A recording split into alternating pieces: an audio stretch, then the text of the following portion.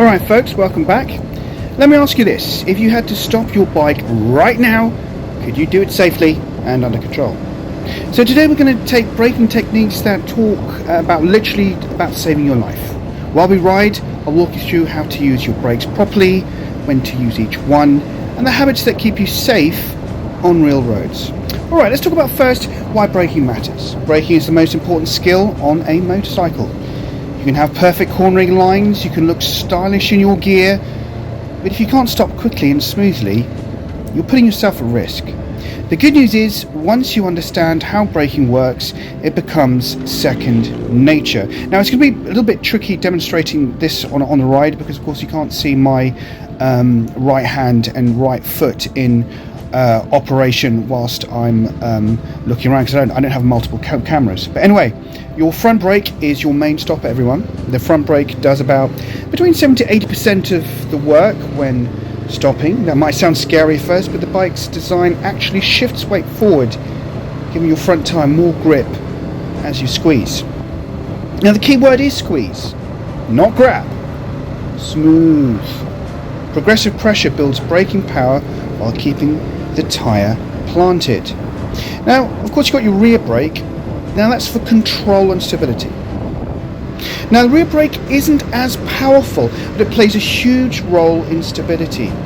Use it for low speed control, like filtering through traffic or manoeuvring in a car park.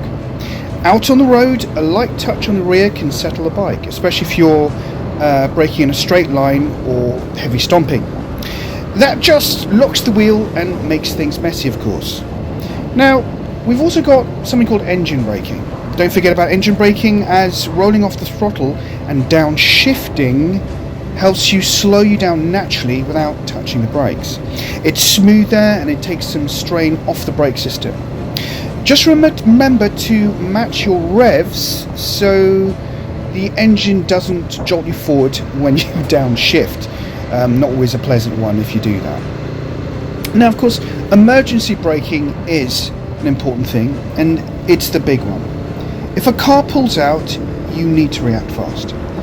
The trick is to apply both brakes together, firm on the front, controlled on the rear, while keeping the bike upright. Don't grab, don't panic, smooth but strong. If you're ABS, trust it. If not, practice in a safe spot until you know the feel.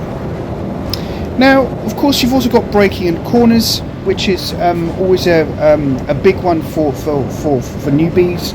A lot of riders get caught out braking in the mid-corner. Now, I'm not going to say don't use your front brake, but I'm also going to say don't use your front brake. And why is that? Because trail braking is a skill that needs to be learned.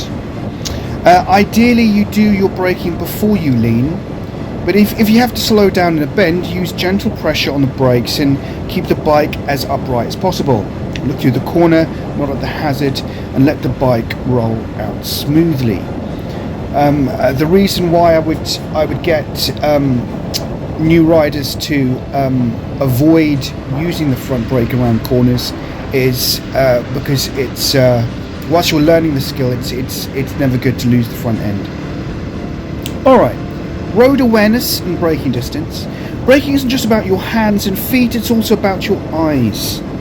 The sooner you see a hazard, the smoother you can brake.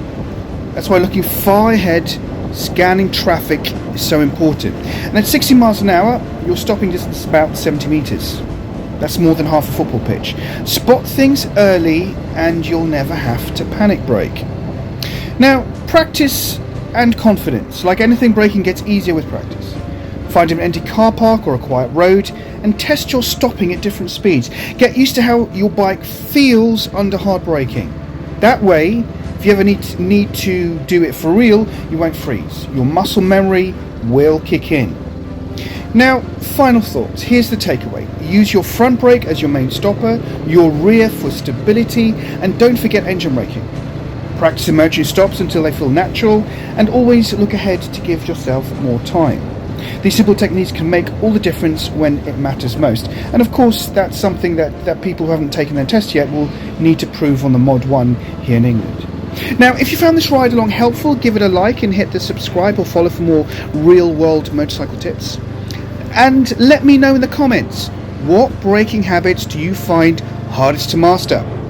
Ride safe out there, and I'll catch you in the next one. Remember, it's not just about the destination, it is also about the journey. Take care.